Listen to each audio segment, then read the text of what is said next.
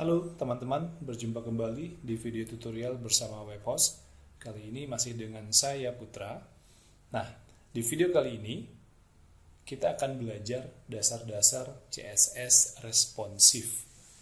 Oke, jadi CSS responsif itu biasanya dipakai untuk mendesain tampilan website antara desktop, tablet, dan mobile. Disesuaikan desainnya, bisa jadi layoutnya berubah, bisa jadi warnanya berubah, bisa jadi ada elemen-elemen HTML yang tidak ditampilkan. Oke, nah dasar-dasar semuanya ada di sini. Oke, perhatikan baik-baik. Oke, seperti biasa, saya sudah punya dua file, index.html dan responsive.css. Pada responsifnya masih kosong. Nah, di index.html-nya, kunci dari CSS responsif adalah satu baris kode ini, metaname, viewport, content width sama dengan device width, initial scale sama dengan 1.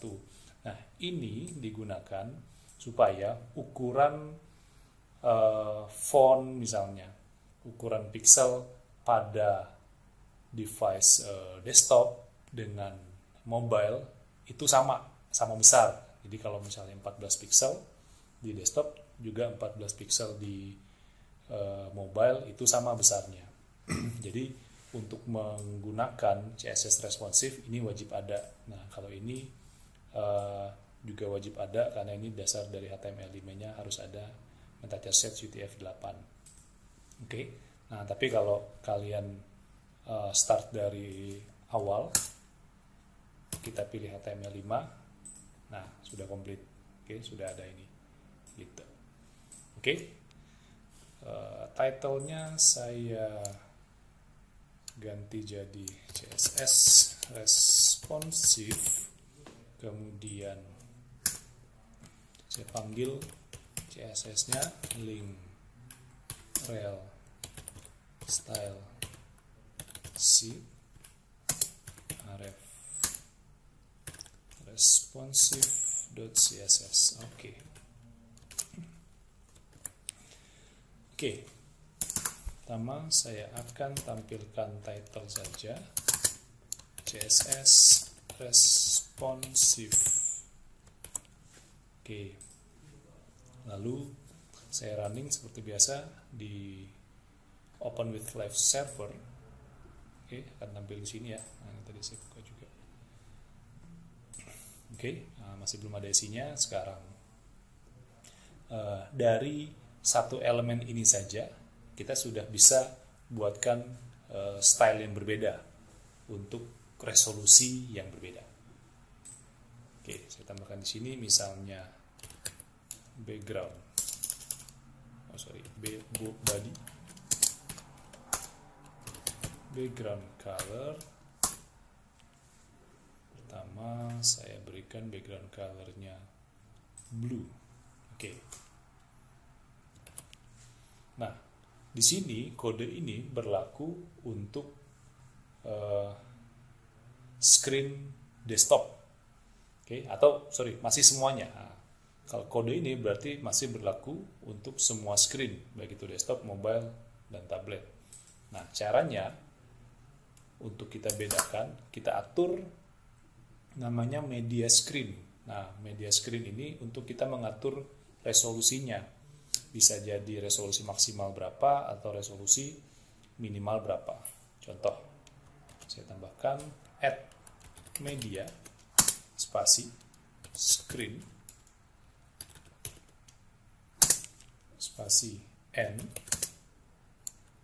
dalam kurung max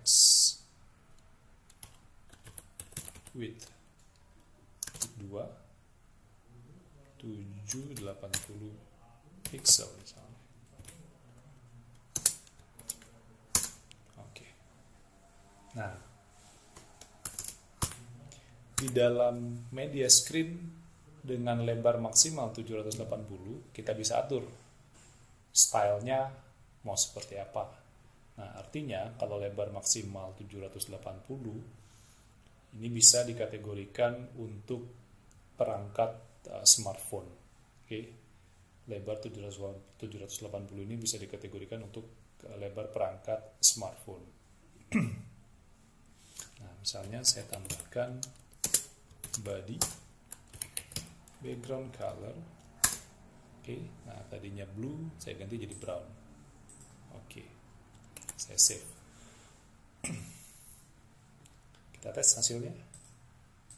Nah, berarti ini masih berada pada desktop. Nah, kalau saya resize resolusinya seperti ini, nah ini sudah masuk ke dalam resolusi smartphone. Gitu. Saya balikin lagi. Nah, ini masuk ke resolusi desktop atau di atas 780.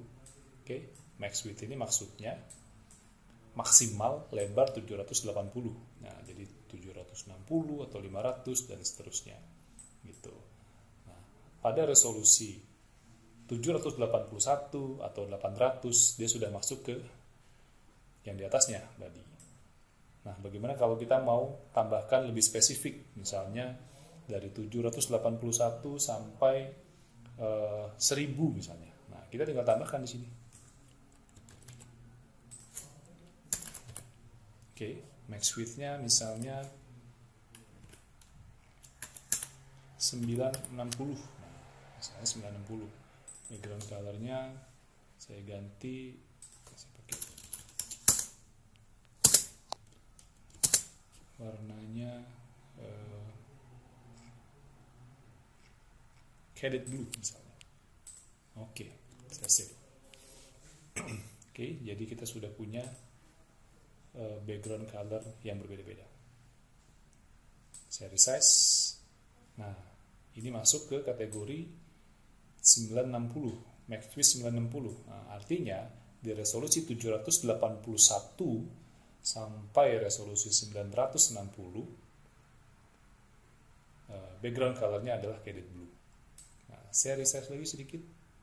Nah, di sini berarti resolusinya sudah 961 ke atas seperti itu. Oke, ke atasnya ya bisa unlimited. Oke. Nah, jadi kuncinya kita menambahkan media screen. Oke. Nah, kemudian di dalamnya bebas kita mau taruh style untuk apa. Saya tambahkan satu contoh lagi. Nah, di sini saya punya H1.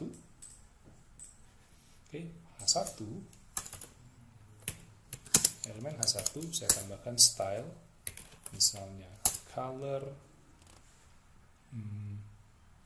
cyan. Oke. Nah, di resolusi di atas 960, di atas 960 berarti 961 ke atas, badinya blue. Oke, kemudian H1 colornya cyan. Kita lihat. Oke, hasilnya seperti ini. Nah, di bawahnya di dalam 960 sampai 781 saya tambahkan color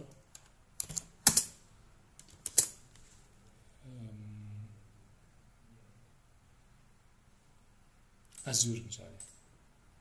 Oke, saya save, saya resize. Nah, oke, mungkin nggak terlalu utara bedanya ya sama yang atas. Saya ganti jadi black mungkin. Nah, oke, black. Hasilnya, nah, oke, ini black. Gitu. Oke, atau saya ganti lagi deh. Jadi red. Oke. Oke, sudah red. Nah, di resolusi terakhir. Nah, di sini di resolusi yang paling bawah dia masih berada di red. Oke, kenapa? Karena masih dapat efek dari resolusi sebelumnya. Oke, resolusi di atasnya dia yang 960. Oke, tinggal kita tambahkan lagi H1 background, H1 color. Saya berikan warna putih. Save. Oke, seperti ini hasilnya. resolusi paling kecil, resolusi kedua, resolusi paling besar. Oke, jadi seperti itu dasar-dasar dari CSS responsif.